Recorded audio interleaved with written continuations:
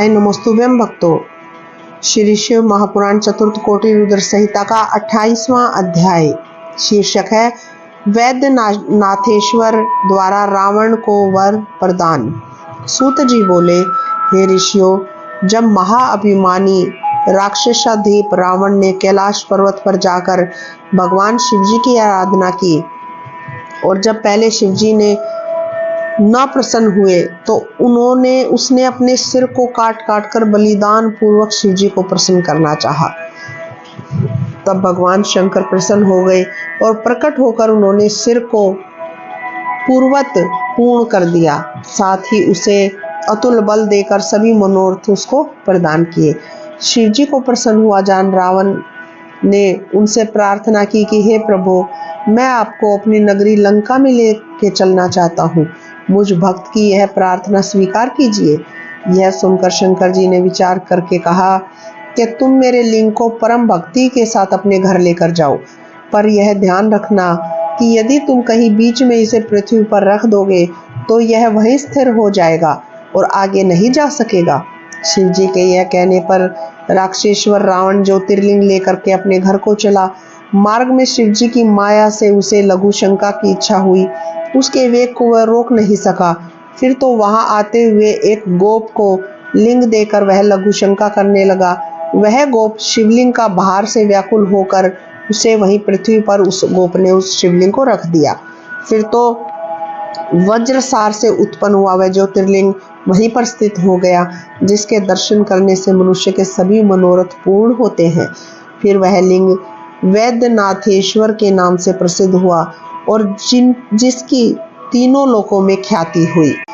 वह सत्पुरुषों को मुक्ति देने वाला एक ऐसा दिव्य और श्रेष्ठ ज्योतिर्लिंग है जिसका समाचार पाकर ब्रह्मा, विष्णु और इंद्र आदि देवताओं तथा ऋषियों ने आकर प्रेम सहित उस लिंग की पूजा की।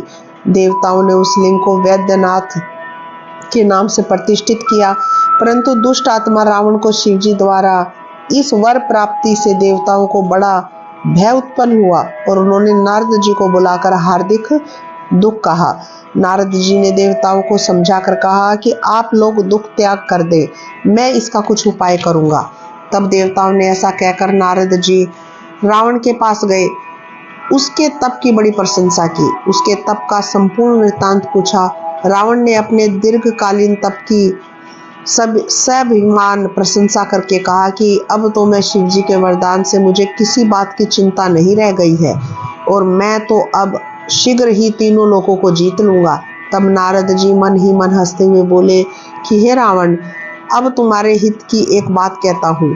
अब तुम फिर उनके पास जाओ और तुम वहां जाकर उनके कैलाश पर्वत को ही उखाड़ने का प्रयास करो। जब तुम कैलाश को उखाड़ लोगे तभी तुम्हारा सब कार्य सफल होगा। नारद जी की इन बातों में रावण ने अपना हित समझा। वह विधि वश मोहित हो कैलाश की ओर चला। वहां जाकर कैलाश पर्वत को पकड़कर उसने कंपित करने लगा।